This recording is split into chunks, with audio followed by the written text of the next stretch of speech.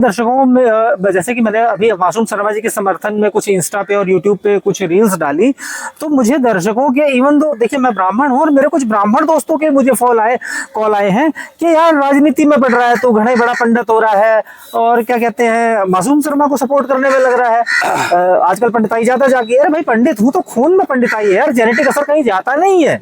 लेकिन मैं आपको बता दूं कि मैं फिर वही कहूंगा, एक कलाकार को सिर्फ इस बात के लिए कि उसके साथ निजी रंजिश निकालने के लिए उसकी कला को समाज से बैन करना या बैन करने की मांग करना गलत है, जब ऐसी और चीजें समाज में पहले से उपस्थित और प्रमोट हो रही है। या तो सबको बैन करवाओ। तो नमस्कार दोस्तों, आज चौधरी साहब के साथ एक चर्चा पे बैठे हैं हम लोग यहाँ पर, और चर्चा भी कुछ बहुत जरूरी है।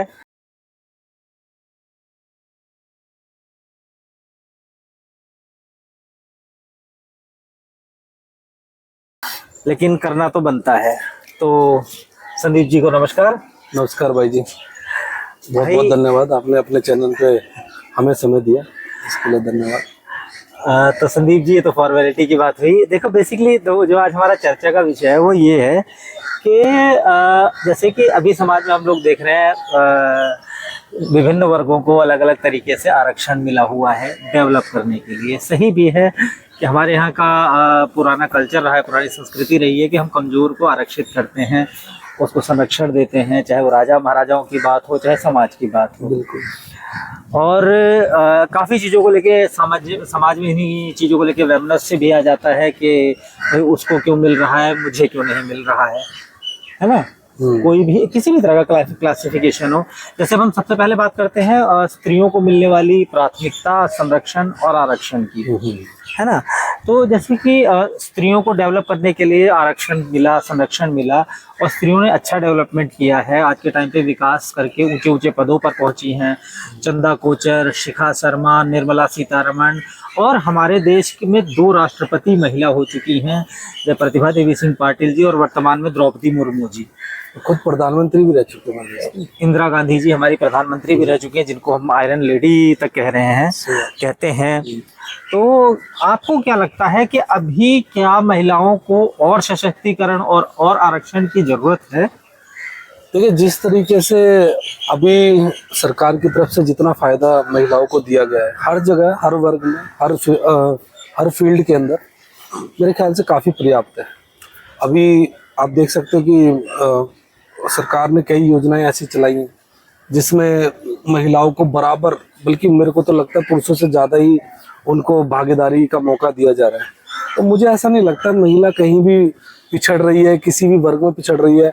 आज चाहे कानूनी कार्रवाई हो या किसी भी चीज़ को लेके महिला बहुत सशक्त है और बहुत पावरफुल है।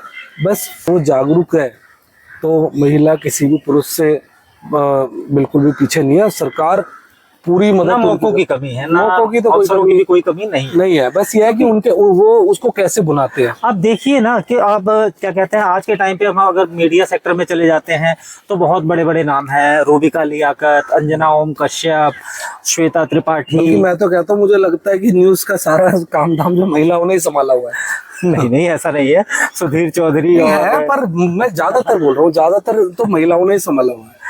हाँ, और अगर हम बात करते हैं कॉरपोरेट सेक्टर की, तो बहुत बहुत बड़ी बड़ी कॉरपोरेट कंपनीज हैं जिनका क्या कहते हैं स्वामित्व महिलाएं देख रही हैं। नीता अंबानी को देखो आप, नीता अंबानी, ईशा अंबानी, और ये जो बिरला जी की सुपुत्री है, उनका नाम अभी मैं भूल रहा हूँ, वो भी अपना अलग कॉरपोरेट वर्ल्ड में बहुत अच्छा नाम कमा रही हैं, अच्छी सिंगर हैं। बहुत है। देखो, जो महिला निकलना चाहती है और निकल रही है, उनको कोई रोकने वाला नहीं है। अब देश जो है 21वीं सदी में चल रहा है। महिलाओं को भी अपनी शक्ति का पूरा ज्ञात है कि हमारे पास कितनी शक्तियां हैं, पढ़ लिख रही हैं, आगे बढ़ रही हैं। आपने बात करी शक्तियों की, तो आपको क्या नहीं लगता कि महिलाओं के प्रति जो एक पुरुषों का या समाज का सॉफ्ट कॉर्नर होता है, महिलाओं के द्वारा उसका दुरुपयोग भी किया जा रहा है? जैसे अभी रिसेंट में आपने देखा निकिता सिंघानिया का मैटर देखा, पीछे ज्योति मौर्य वाला मैटर हुआ था। महिला को लगा कि जब वो सशक्त हो गई है तो उसने अपने पति को ही छोड़ दिया, जिस पति ने उसके पीछे इतना खर्चा किया, उसको पढ़ाया लिखाया, वहां तक पहुंचाया। और वर्तमान में तो देखिए हद तो अब पार हो गई है। हाँ। मेरठ हत्याकांड, लिखित मेरठ हत्याकांड में एक पति जो अपनी पत्नी के लिए सब कुछ कर रहा है, कमा करके उसे दे रहा है, उसको एक अच्छा लाइफस्टाइल दे रहा है जीने के लिए, और एक दिन रात मेहनत कर रहा है उसके लिए। एक असभ्य व्यक्ति के कारण उसने उस पति के साथ ऐसा कारनामा कर दिया। देखिए ये तो बहुत बड़ा, क्या कह सकते हैं, इसमें तो बड़ा कलंक है ये समाज में, इस तरीके की कोई होती है चीजें। और दुरुपयोग तो खैर है, महिलाओं की तरफ से भी है और पुरुषों की तरफ से भी होता है, पर महिलाओं का ज्यादा है। तो ऐसे ऐसे जो कांड अगर हो निकल कर आते हैं तो ये बिल्कुल ये चिंता का विषय है। तो नहीं, और अब ये तो हमने सिर्फ एक स्पेशल वर्ग की बात करी, एक महिला वर्ग को उठा करके हमने बात करी, और देखिए सारा समाज में और भी ऐसे बहुत सारे वर्ग हैं जिनको इस तरह के आरक्षण और संरक्षण प्राप्त है। ठीक है, लाइक अब हम बात कर लेते हैं अल्पसंख्यक वर्ग की। ठीक है, अल्पसंख्यक वर्ग, कहीं तो अल्पसंख्यक वर्ग ये कहता है कि ये देश हमारा भी, हमने 700 साल तक इस पे राज किया है। तो राज करने वाले कमजोर कैसे हो गए? चलिए ठीक है, राज की बात भी हम खत्म करें। अब हम आ जाते हैं एक स्वतंत्र भारत की ओर। स्वतंत्र भारत में आप देखेंगे कि 3 निर्वाचित राष्ट्रपति भारत के अल्पसंख्यक वर्ग से रहे हैं। सबसे पहले डॉक्टर जाकिर हुसैन, उसके बाद फखरुद्दीन अली अहमद, और अभी हाल फिलहाल में पूजनीय डॉक्टर एपीजे अब्दुल कलाम, राष्ट्रपति, उपराष्ट्रपति। हाँ बिल्कुल, हामिद अंसारी जी उपराष्ट्रपति रह चुके हैं। तो देखिए, जहाँ अब्दुल कलाम जी का नाम आता है, देखिए जाकिर हुसैन से मैं बहुत ज़्यादा वाकिफ नहीं हूँ, फखरुद्दीन अली अहमद से भी मैं बहुत ज़्यादा वाकिफ नहीं हूँ, लेकिन अब्दुल कलाम जी को तो पूजनीय कहा जाएगा कि जो उन्होंने हमारे देश, हिंदुओं के लिए भी थे और वो मुसलमानों के लिए भी थे, ऐसा नहीं था उनके लिए। बिल्कुल, क्योंकि उनके काम कुछ ऐसे थे कि उन्होंने कभी भी भेदभाव नहीं करा इस तरीके का किसी से, तो इसलिए आज उनका नाम बड़े इज्जत से लिया जाता है। बिल्कुल, एकदम पूजनीय कहा जाता है उन्हें। तो अगर जिस समाज ने 3 राष्ट्रपति दिए हों और एक एक्टिंग प्रेसिडेंट दिया है, जिस शायद बहुत कम लोग नाम जानते होंगे, जस्टिस हिदायतुल्लाह का, जो कि सुप्रीम कोर्ट के चीफ जस्टिस भी रहे हैं और यहाँ पर हमारे भारत देश के एक्टिंग प्रेसिडेंट भी रहे हैं during the term of Indira Gandhi. तो अगर एक समाज आपको 3 राष्ट्रपति और एक एक्टिंग प्रेसिडेंट और उपराष्ट्रपति दे रहा है, तो वो कहाँ से कमजोर रह गया है? देखिए, कमजोर ये कहीं से भी नहीं है। अल्पसंख्यकों की अगर आप बात कर रहे हो तो अल्पसंख्यक जो है, आप सीधा सीधा मुस्लिम कम्युनिटी के लिए बोल रहे हो, बल्कि अल्पसंख्यक जो है वो बौद्ध में भी है, वो जैन में भी है, वो सिख में भी है। देखा जाए तो वो आज की डेट में वही अल्पसंख्यक है। अल्पसंख्यक की अगर परिभाषा अगर कोई जाने तो इन्हीं लोगों को अल्पसंख्यक कहेंगे। पर चलो, अगर मुस्लिम कम्युनिटी को भी आप अल्पसंख्यक बोलते हो, सबसे बड़े अल्पसंख्यक तो वही है ना, वो उनकी आबादी अल्पसंख्यकों से ज्यादा है, वो ठीक है, हमने उनको दर्जा दिया हुआ है उसका। नहीं, समझने वाली बात यह है कि हम, जैसा कि आपने अभी बहुत अच्छी बात कही कि जैन भी अल्पसंख्यक हैं, बौद्ध भी अल्पसंख्यक हैं, सिख भी अल्पसंख्यक हैं, ईसाई भी अल्पसंख्यक हैं, पारसी अल्पसंख्यक हैं, सबसे कम तो पारसी हैं। लेकिन आप समझिए कि पारसियों की संख्या जो कि भारत में गिनी चुनी है, लेकिन सभी अल्पसंख्यक होने के बावजूद भी टॉप कॉर्पोरेट्स और टॉप लेवल्स पे बैठे हुए हैं। एक पारसी का आप गरीब नहीं दिखा सकते, और एक पारसी इस बात का रोना नहीं रोता कि मेरे साथ भारत में गलत हो रहा है। देखो, मैं बताऊं, ये सब राजनीति जो है, राजनीति से प्रेरित बातें बोली जाती है कि हमारे साथ अत्याचार हो रहा है, हमारे पास हो रहा है। सरकार चाहे वो, देखो कांग्रेस की सरकार में क्या था, कभी भी इनको अल्पसंख्यकों को आगे बढ़ने का उन्होंने मौके ही नहीं दिए। उन्होंने कभी भी उनको जागरूक नहीं होने दिया, उन्हें पढ़ने नहीं दिया, हमेशा उनको उभरने नहीं दिया। मेरा हिसाब से हमेशा फायदा उठाया, उनका फायदा, उन्हें एक अपना वोट बैंक बना के रखा। लेकिन भारतीय जनता पार्टी की सरकार जब से इस देश में आई है, इन्होंने बोला कि एक हाथ में कुरान है तो एक हाथ में किताब या लैपटॉप भी होना चाहिए, ठीक है ना, यानी लैपटॉप लेके आप चलो। ये नारे भारतीय जनता पार्टी ने दिए, इससे पहले कभी किसी ने इस बारे में चर्चा नहीं करी। आज बड़े से बड़े जितने भी पद हैं उन पे सब अल्पसंख्यक विराजमान है। सरकार द्वारा जितनी भी योजनाएं इस देश में लाई जाती हैं, कहीं भी ये नहीं लिखा होता कि इसमें ये हिंदुओं के लिए है, ये अल्पसंख्यकों के लिए। बराबर मुझे तो ऐसा लगता है कि सरकारी योजनाओं का सबसे ज्यादा फायदा ही अल्पसंख्यकों को दिया जा रहा है, चाहे वो आवास योजना हो, चाहे वो आयुष्मान योजना हो, चाहे सुकन्या योजना हो, चाहे देश की और भी बहुत सारी योजनाएं हैं जो अल्पसंख्यकों के हर किसी के लिए जरूरी है, पर उसका पूरा फायदा अल्पसंख्यकों को दिया जाए। कहीं भी भेदभाव मेरे हिसाब से तो नहीं कर रहे। अगर अभी तक मैंने एक भी ऐसा कोई आदमी या रिपोर्ट ऐसी देखी नहीं है जो निकल कर आया और वो कहने लगे कि नहीं भाई हमारे साथ भेदभाव हुआ है, हिंदुओं को मकान दिया गया और मुसलमानों को नहीं दिया गया, या हिंदुओं को नौकरी दी गई और मुसलमानों को नहीं दिया गया, या हिंदुओं को राशन दिया गया और हमें नहीं दी गई। तो मेरा कहने का मतलब बराबर समान अवसर दोनों को दिया जाता है, लेकिन विपक्ष द्वारा बार बार उन लोगों को इतना डराया जाता है, इतना डराया जाता है कि जैसे कि सब कुछ कर रही है भारतीय जनता पार्टी की या मोदी सरकार, सब कुछ कर रही है, उसके बाद भी उनको दुश्मन की तरह एक पेश करा जाता है कि ये लोग आपके दुश्मन है। तो देखिए इतना बड़ा समाज है, हमने वोटिंग परसेंटेज भी जगह जगह देखी, तो फिर भी क्या कहते हैं, आप कह रहे हैं कि उनको डराया जाता है। तो मान लीजिए कि एक जंगल में जो होता है, गधा होता है ऐसा प्राणी, ठीक है, गधा एक जंगल में ऐसा प्राणी होता है कि जो मतलब धारा के साथ चलता है, जो धारा के साथ चलता है और उसको अच्छे बुरे किसी चीज की समझ नहीं होती। लेकिन क्या इस जंगल में और ऐसे समझदार प्राणी नहीं है जिनको ये समझ में नहीं आ रहा है? ऐसा नहीं है, कुछ बहुत काफी मुस्लिम बहुत समझदार है। मैं मेरे खुद के जानने वाले हैं, बल्कि मेरे दोस्त हैं, वो समझते हैं सरकार उनके लिए कितना अच्छा काम कर रही है। जो मौके ये सरकार उनको दे रही है, ऐसे मौके कभी उनको जीवन में नहीं मिले, और वो खुद कट्टर बीजेपी के समर्थक है, जिनको समझ में आता है। लेकिन कुछ एक जो जाहिल तबका कुछ है इसमें, जो उसको जो ज्यादा प्रमोट करते हैं कि नहीं ये तो हमारे दुश्मन है, दुश्मन है, बल्कि सरकार कोई दुश्मन नहीं है। आज यूपी के अंदर आप जाके देख लीजिए, कोई भी गलत काम करता है, चाहे वो मुस्लिम है चाहे वो हिंदू है, पर सरकार दोनों को बराबर सजा देगी अगर गलत काम करेंगे तो।